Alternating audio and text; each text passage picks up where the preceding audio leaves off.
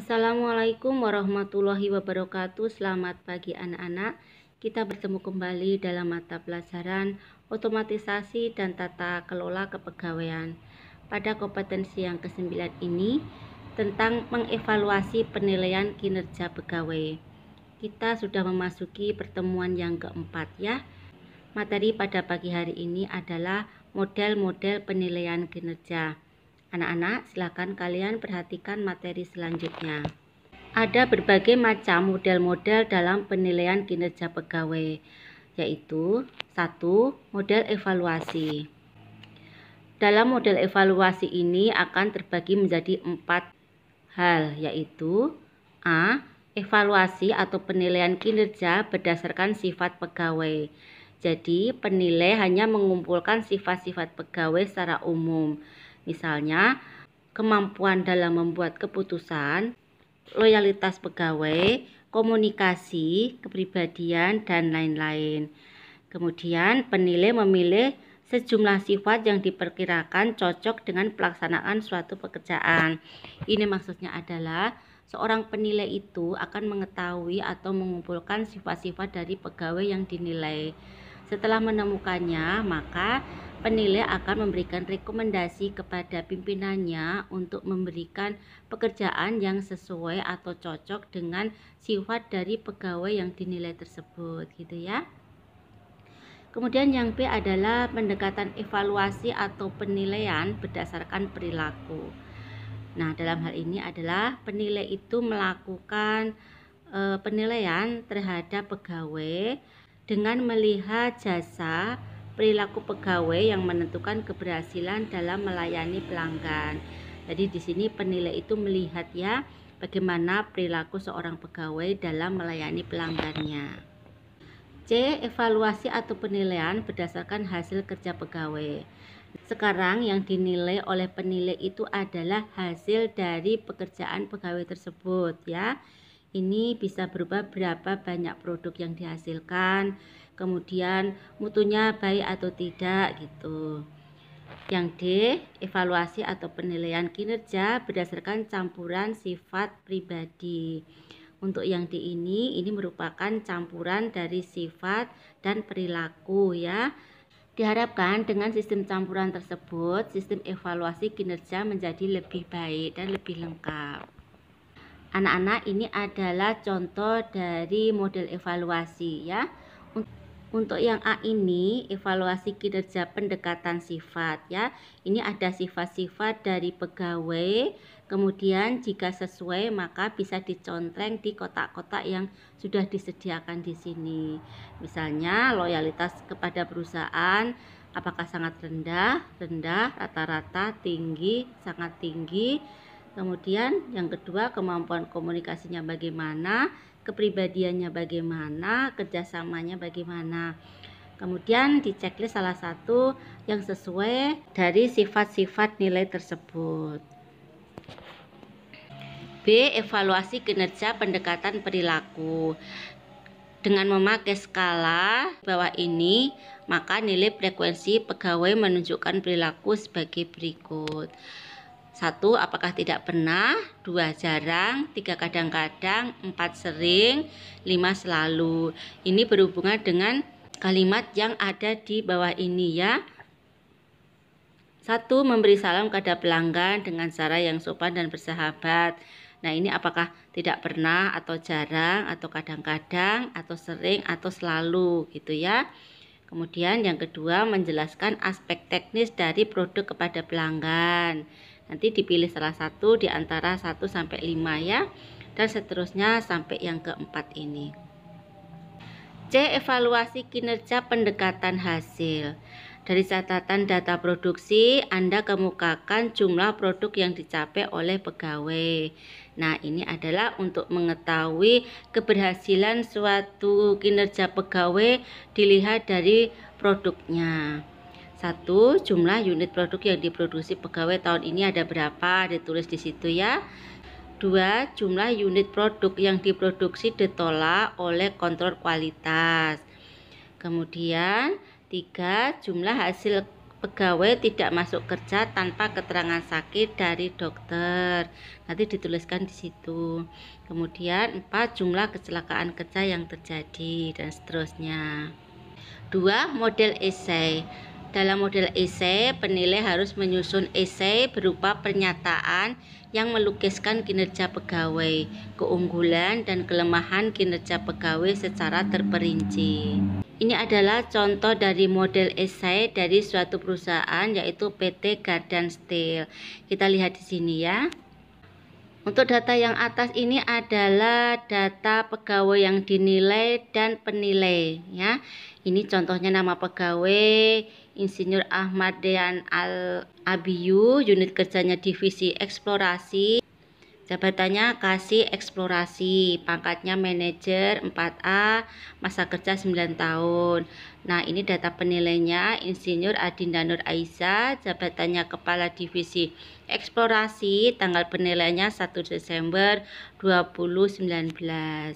Indikator-indikator berikut Anda menunjukkan kinerja dengan baik. Jadi di sini dijelaskan kompetensi-kompetensi atau kemampuan-kemampuan yang dimiliki oleh pegawai tersebut. Kemudian di bawahnya adalah indikator-indikator berikut yang memerlukan perbaikan untuk pengembangan karir Anda. Jadi ini adalah masukan-masukan atau solusi-solusi jadi permasalahan yang dihadapi oleh pegawai tersebut, dituangkan di sini ya. Kemudian untuk kotak yang ketiga atau kolom yang ketiga ini adalah indikator-indikator lainnya. Ini bisa berupa faktor-faktor ekstern maupun faktor intern dari pihak luar yang bisa menghambat pelaksanaan kerja dari pegawai tersebut. Kemudian untuk kotak yang bawah ini adalah tanggapan pegawai ya. Ini artinya apa yang dilakukan oleh pegawai disampaikan di sini. Kemudian hambatan-hambatannya, kritik dan saran untuk perusahaan bisa juga disampaikan di sini. Kemudian untuk yang bawah ini adalah ada 3 pihak yang bertanggung jawab terhadap penilaian esai ini ya. Yang pertama adalah tanda tangan pegawai yang dinilai, kemudian tanda tangan penilai, dan terakhir adalah tanda tangan manajer SDM atau sumber daya manusia. Kemudian di sebelah kanan ini adalah tertuang tanggalnya ya, tanggal pelaksanaan penilaian tersebut 1 Desember 2019. Model yang ketiga adalah model peristiwa kritis. Pada model peristiwa kritis ini adalah prosedur-prosedur yang secara sistematis mengidentifikasikan perilaku-perilaku pegawai yang memberikan kontribusi kepada kesuksesan atau kegagalan pegawai dalam melaksanakan tugas dan tanggung jawabnya. Penilai mencatat perilaku-perilaku pegawai setiap hari, baik yang positif maupun yang negatif. Pada akhirnya, catatan ini dapat digunakan oleh penilai untuk menilai kinerja pegawai tersebut. Ini adalah contoh dari model peristiwa kritis. PT Gardan Chemical, penilaian kinerja pegawai, nama pegawai yang dinilai, M. Galih Prasetyo, unit kerjanya lab kimia, nama penilainya Zakaria Ardan, supervisor lab kimia. Kemudian periode penilaian 10 Januari sampai dengan 10 November 2019. Ini adalah contoh dari perilaku-perilaku baik positif maupun negatif yang dinilai oleh seorang penilai kepada pegawainya ya. Tanggal 10 Januari perilaku positifnya melaporkan peralatan laboratorium yang rusak dan perlu diganti secepatnya karena membahayakan para laboran. Kemudian tanggal 13 Januari perilaku negatifnya menuangkan 3 bahan kimia dari 3 botol bahan ke botol eksperimen tanpa menutup ketiga botol bahan. Kemudian tanggal 5 April perilaku positifnya menentukan bahan kimia baru untuk digunakan sebagai campuran bahan kecantikan. Tanggal 26 Mei perilaku negatifnya meninggalkan laboratorium tanpa menempatkan 1 botol kimia sensitif di lemari es. Dan seterusnya ya, kalian bisa membaca di sini. Kalau misalkan belum jelas, kalian bisa screenshot ya sebagai contoh pembelajaran. 4. Model distribusi paksaan. Pada model distribusi paksaan, pegawai dikelompokkan menjadi beberapa kualifikasi. Contohnya, pegawai diklasifikasikannya sebagai pegawai berkinerja sangat baik, baik, sangat rendah, dan sebagainya. Penilaian ini dilakukan secara menyeluruh terhadap kinerjanya. Ini adalah contoh dari model distribusi paksaan. 20% pegawai berkinerja sangat baik. Jadi dituliskan ya namanya siapa. Ini kebetulan contohnya adalah namanya Maryati. Kemudian 20% pegawai berkinerja baik. Ini ada 2 orang, Johan Budi dan Krana Putri. 40% pegawai berkinerja sedang, disebutkan namanya di sini. Kemudian 20% pegawai berkinerja rendah, ada 2 orang. Kemudian 10% pegawai berkinerja sangat rendah, ini ada 1 orang ya. 5 model evaluasi kinerja checklist. Model evaluasi ini mengukur indikator-indikator pekerjaan pegawai sehingga dapat membedakan pegawai yang berkinerja tinggi dengan pegawai yang berkinerja rendah. Ini adalah contohnya ya. Nama pegawai Insinyur M. Aryo Wibisono, pangkatnya G88, kemudian jabatannya kasih pengelasan.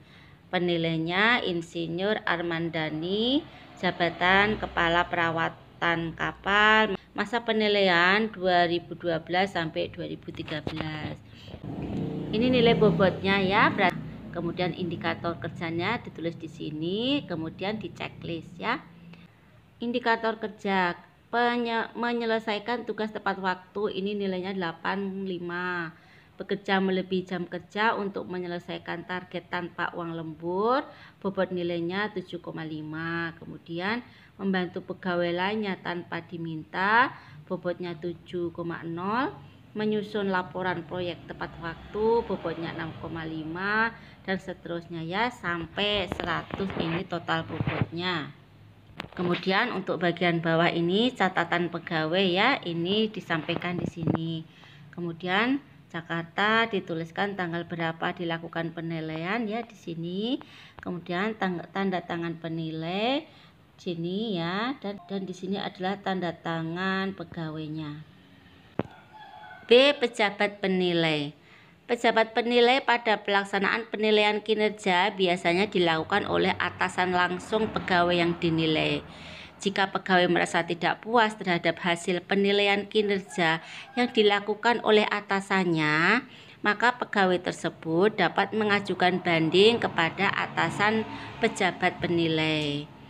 Beberapa ketentuan tentang pejabat penilai yaitu: 1. Pejabat penilai wajib melakukan penilaian prestasi kerja terhadap setiap pegawai di lingkungan unit kerjanya.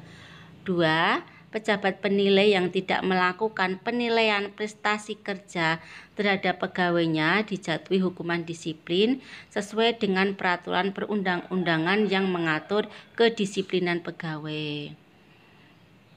3. Pejabat pembina kepegawaian yang menjadi pejabat penilai dan atau atasan pejabat penilai adalah pejabat tertinggi di lingkungan unit kerja masing-masing. 4.